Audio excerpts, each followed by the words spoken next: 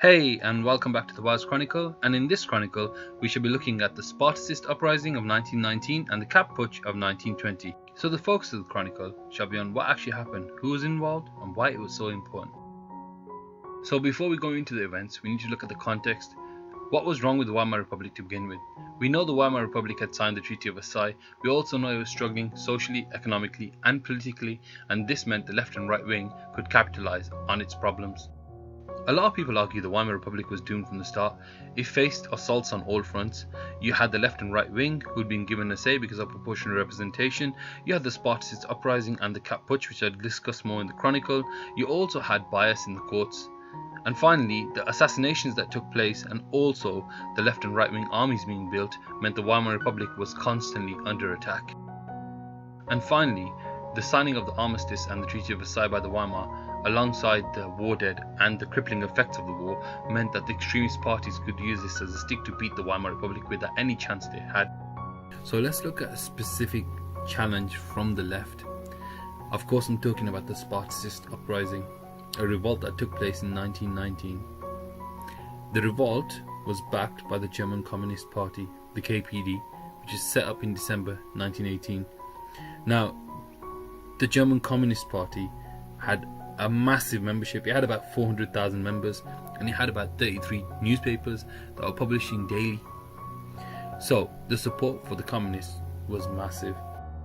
You might be wondering where the Spartacists got their name from. Spartacists actually got their name from a Roman gladiator by the name of Spartacus, who decided that he had enough of Rome and he was going to overthrow them. He led a rebellion, raised an army and actually marched on Rome. Eventually he was found and killed and the rebellion was defeated. So you might be wondering to yourself, how does this random Roman slave influence the Spartacists? And the answer is because he's seen as a hero. You see, Spartacus actually went and rose up against one of the strongest empires that ever existed. And this is exactly how the communists think. The communists think the workers should uprise, the common people should rise up against the powers, and that's exactly what Spartacus did. So by doing that, he's seen as a hero, so hence the Spartacists. The leaders of this left-wing rebellion were two individuals known as Rosa Luxemburg and Karl Liebknecht. So what actually caused the Spartacist uprising? It was actually the sacking of a police chief named Emil Icon. Emil Icon was a left-wing socialist and he actually was liked by a lot of the workers. When Ebert decided to remove him from office as the police chief, the workers went on strike. The Spartacists saw this as an opportunity and they called for a general strike. And on the 6th of January, over 100,000 workers took to the streets. They went about their way seizing communication, and by that I mean they seized the newspapers and the telegraph offices, and the Weimar government pretty much lost control. Ebert now had a dilemma, as the German armed forces, or the Reichswehr, were in no shape to put down this uprising. So Ebert decided there was thousands of soldiers that had just returned from the war and they were still armed with their guns, so the best thing he could do is get the Reichswehr to put them into units, and he called these groups the Freikorps. It's estimated that the Freikorps numbered around about 250,000 by 1919 in March. So at the end, as the Spartacist revolt grew, Ebert set the Freikorps on the rioters. The workers had no chance because obviously they're facing members of the armed forces. By the 13th of January, the rebels had pretty much been defeated, and by the 16th, Luxemburg and Liebknecht had both been arrested. However, instead of arresting the two individuals, the Freikorps decided to kill them both. Liebknecht was shot, Luxemburg was struck in the head with a rifle, and then shot in the head. What's even worse is they dumped her body in a canal. This infuriated Ebert, as he felt they should have been put on trial.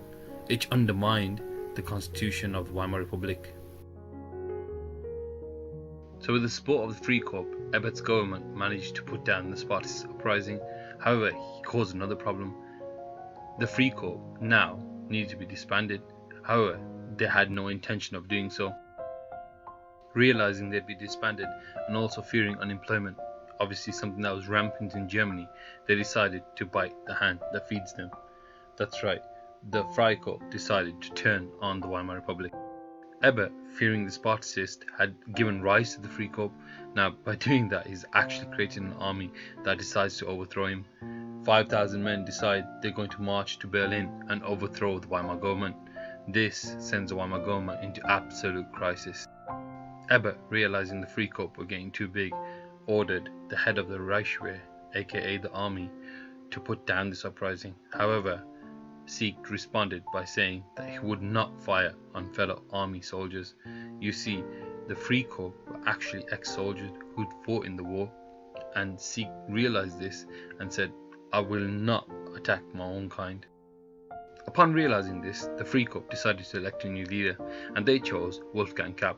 Now, I remember this guy quite simply. Just imagine a wolf with the cap on.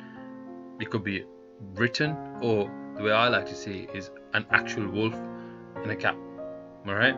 So that way you remember this guy's name. It's quite an important thing to remember. Now, what did they actually want? They wanted the Kaiser back and overthrow the Weimar Republic in the process. Realizing the Free Corps had taken over, the Weimar government decides to rally its troops and decides to run away as fast as it can. First to the Weimar, and then it decides to go to Stuttgart, trying to get away from all the turmoil and chaos. However, while running away, Ebert and the remainder of the Weimar decide to encourage the workers to go on strike. They realize that the Free Corps want the Kaiser back, and the workers, who were mainly socialist and left-wing, hated the Kaiser. So he called a strike, and the workers went, "Strike? Awesome, we'll go on strike, that's amazing." The strike was a great success. It meant that gas, electricity, water, and also transport completely ground to a halt. Germany was at a standstill, and this meant the Free Corps and their government would not last. Realizing this, the Free Corps did the one thing they could do. After 4 days of strike, Wolfgang Kapp realized that this is not going to work, so he decided to dust off his favorite running shoes and fled as far as he could. But sadly, he was caught and he was put in prison. See, the thing is, eventually he died in that prison, and that was the end of the Kapp Putsch. The Weimar Republic returned to business as usual, and all the ministers came back out from hiding. So you'd assume that the Weimar Republic returned to business as usual. However, it didn't. It led to a string of assassinations between 1919 and 1923, which caused the Weimar to completely destabilize.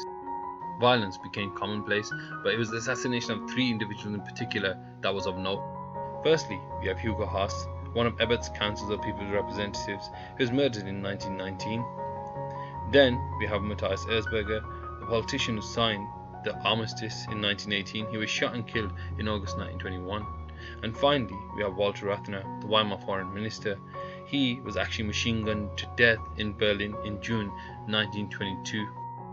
So you'd assume the police and the law courts would actually deal really harshly with these assassins.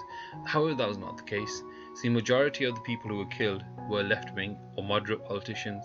The right-wing assassins usually were meant to be executed. However, that was not the case. Majority of them were let off scot-free. On the other hand, when a left-wing member executed or assassinated a politician on the right wing, they were executed. And in this case, there was 10 such executions. Fearing they'd be next on the hit list, most of the political parties set up their own private armies as protection. Usually they were ex-soldiers.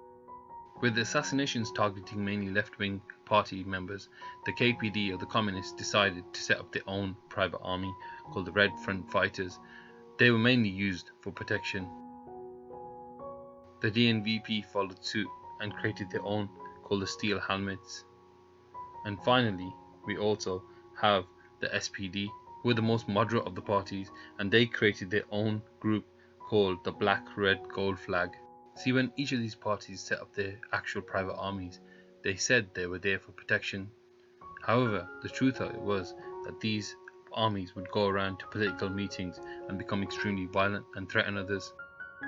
So now you know the threats from the left and right wing, and even though this sounds really bad, the following year, 1923, was even worse, and this pretty much crippled the Weimar Republic.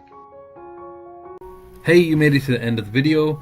I hope it was helpful. I know it was a bit long, but I tried to get in as much detail as I could. If you do get a moment, please do look at other videos, and if you do get a chance, please do subscribe. It does help me massively. Thank you for your support.